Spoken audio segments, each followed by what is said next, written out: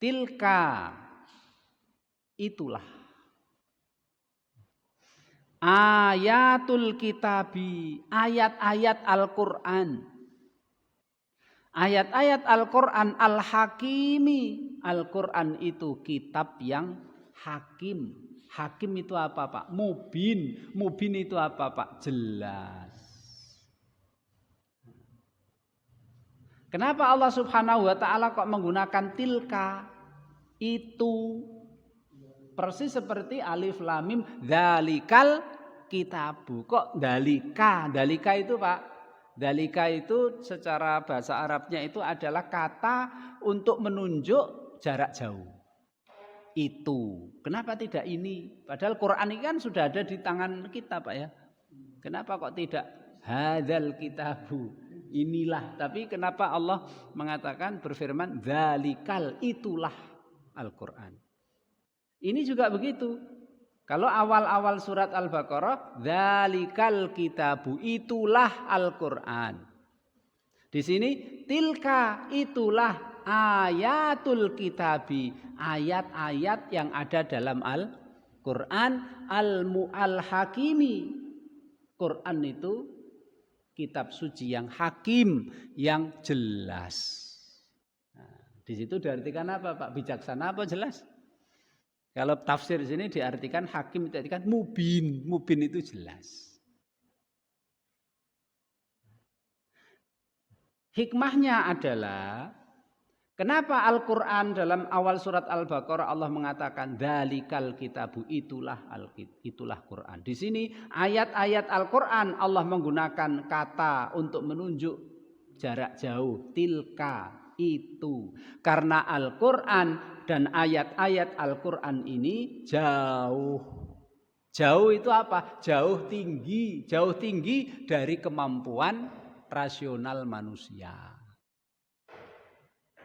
Kalau manusia seluruh dunia dari awal sampai akhir mereka bersama-sama konspirasi, ayo gawe koyok Quran, tidak akan mampu.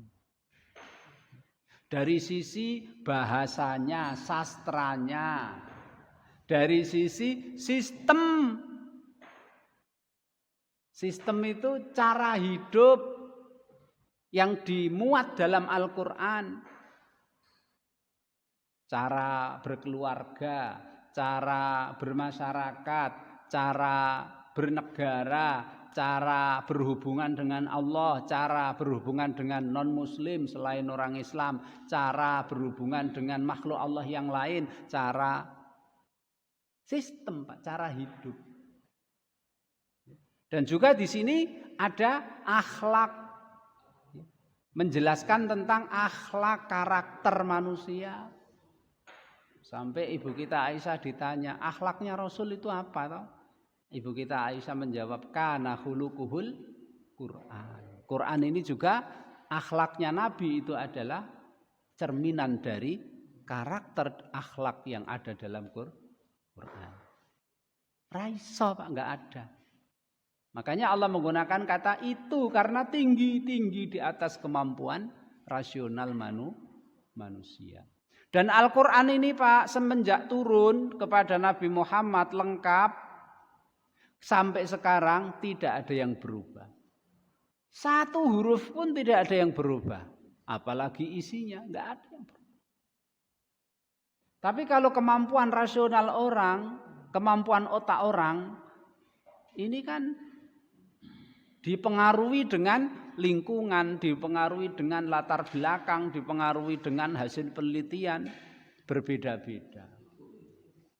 Bahkan ilmu-ilmu sekarang, Pak, ilmu-ilmu sekarang ini, mungkin ilmu kita sekarang, ilmu dunia, apa kedokteran, apa ilmu farmasi, apa ilmu bumi, ilmu matematika, ilmu apa. Mungkin 100 tahun berikutnya ilmu kita ini dianggap kuno, Pak ya. Begitu, Pak ya. Nah, itu. Tapi Quran ini rano kunoi, Pak. Rano kunoi. Karena ini sing dawuh adalah Allah Subhanahu wa taala. Wong dulu ilmu kedokteran di mana, Pak, India, kedokteran di Yunani itu saat itu kan hebat luar biasa. Sekarang semakin canggih itu dianggap kuno. Ilmu kita sekarang ini apapun ilmu ini selain ilmu agama mungkin 100 tahun lagi dianggap kuno. Tapi Al-Quran ini tetap seperti ini, Pak. Karena ini adalah cara hidup, jalan hidup, membimbing manusia dalam menjalani kehidupan di dunia supaya bahagia, supaya kehidupan ini normal, berjalan dengan baik, dan besok di akhirat Allah memberikan kita pahala dimasukkan ke dalam surga.